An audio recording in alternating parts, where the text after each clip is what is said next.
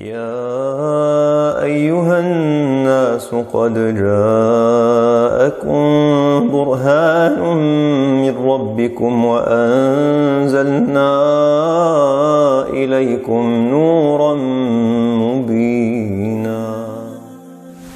Assalamu alaikum, bienvenue dans ce nouvel épisode d'Inspiration coranique. Une histoire inspirante que j'ai voulu partager avec vous aujourd'hui est celle que Allah subhanahu wa ta'ala dit au prophète sallallahu alayhi wa sallam, les conseils qu'il lui donne juste après la bataille de Uhud. Durant la bataille de Uhud, une partie des compagnons commettent une erreur. Une partie des archers va désobéir et ne pas respecter la consigne du prophète sallallahu alayhi wa sallam qui était de rester sur cette montagne, la montagne de Uhud. Et à cause de leur erreur, eh bien, qu'est-ce qu'il se passe? Il y a la zizanie dans le camp des musulmans, les ennemis se retournent contre eux et le prophète sallallahu alayhi wa sallam a failli y laisser la vie. Donc c'est une erreur militaire qui est assez grave en conséquence. Et nous, dans notre vie au quotidien, eh bien, il nous arrive parfois de travailler avec des gens, d'être dans un poste de responsabilité, de chef d'équipe ou de chef de projet ou de responsable dans une famille et que les gens dont nous sommes responsables eh bien, commettent une erreur. Ça peut être une erreur au niveau familial, au niveau associatif ou au niveau professionnel. Et qu'est-ce que les gens font naturellement dans ce genre de situation? Eh bien d'abord, ils vont chercher un responsable. Ils vont essayer de trouver un coupable. Qui a fait cette erreur-là?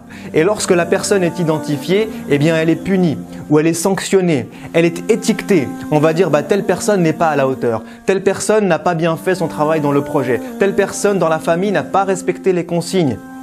Et comme ça, eh bien, on met de côté ces personnes-là qui ont fait une erreur et on les affiche. Qu'est-ce que Allah subhanahu wa ta'ala donne comme conseil au prophète sallallahu alayhi wa sallam dans cette même situation-là?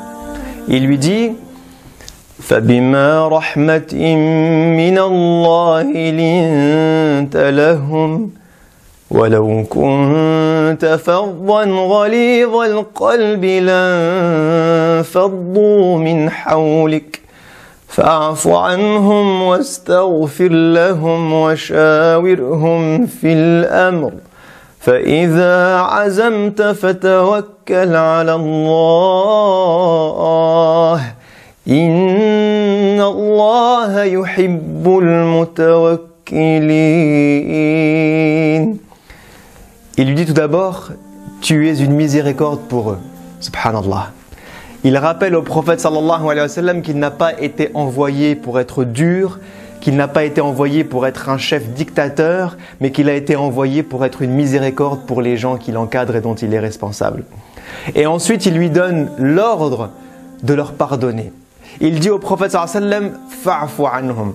Entre guillemets, ce qui est passé est passé. Les erreurs qu'ils ont faites, eh bien c'est pas grave, fais comme si de rien n'était, sois indulgent, pardonne aux gens qui sont autour de toi et qui font des erreurs. Wastaghfir lahum, et demande à Allah pardon pour eux, parce qu'ils ont peut-être aussi commis une erreur qui est grave, non seulement envers toi, mais envers les autres et envers Dieu, parce qu'ils n'ont pas respecté cette consigne. Alors demande à Allah qu'il leur pardonne, et donc Allah leur pardonnera, puisque c'est le prophète sallallahu alayhi wa sallam qui le demande. Et qu'est-ce qu'il dit ensuite? Il dit وَشَاوِرْهُمْ فِي الْأَمْرِ. Subhanallah, combien le Coran est inspirant et combien le modèle prophétique est inspirant. Il dit au prophète sallallahu alayhi wa sallam et continue de demander conseil à ces gens-là. Autrement dit, continue de les avoir comme compagnons. Ils font partie de l'équipe, ils font partie du groupe et même s'ils ont fait une erreur, eh bien ça ne dévalorise pas leurs paroles, ça ne dévalorise pas les conseils qu'ils peuvent donner, ça ne dévalorise pas leur prise de décision ou leur jugement. Ils ont fait une erreur une fois et ça on le met de côté. Ensuite, eh bien ils continuent de faire partie de ton équipe comme c'était avant. Et subhanallah, on voit que nous avons naturellement eh bien, tendance à faire l'inverse de ce que Dieu nous demande. Parce que quand quelqu'un fait une erreur, eh bien souvent il est étiqueté comme quelqu'un qui fait des erreurs. Lorsque quelqu'un arrive en retard, il est étiqueté comme un retardataire. Lorsque quelqu'un ment, on va l'étiqueter comme étant un menteur. Lorsque quelqu'un fait une bêtise une fois, on va l'étiqueter comme quelqu'un qui n'est pas à la hauteur, qu'on ne peut pas respecter, sur qui on ne peut pas compter et on va ne plus lui donner de travail à faire. On ne va plus lui donner de responsabilité. On va dévaloriser sa parole ou son point de vue. C'est ce que les gens font lorsque quelqu'un fait une erreur. Et Allah est en train d'apprendre au prophète sallallahu alayhi wa sallam que le modèle coranique n'a rien à voir avec ça.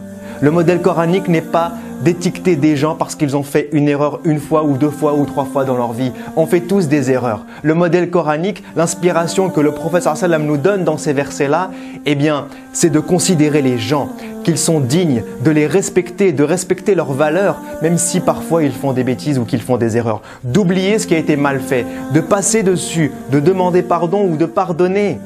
Et ensuite, de continuer à travailler ensemble en considérant que ces gens-là, eh bien, sont toujours aussi bons qu'avant et que ce n'est pas parce qu'ils ont fait une erreur une fois qu'ils vont être mis de côté.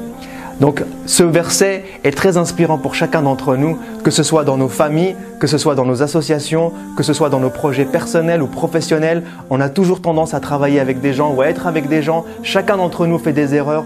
Posons-nous la question, comment est-ce qu'on se comporte avec les gens qui font des erreurs? Est-ce qu'on suit ce modèle coranique, le modèle du prophète sallallahu alayhi wa sallam qui est inspirant, ou est-ce qu'on a tendance à mettre de côté, à étiqueter, à cataloguer les personnes qui font des erreurs? Je vous dis à la prochaine, Inch'Allah. Wassalamu alaikum wa rahmatullahi wa barakatuh.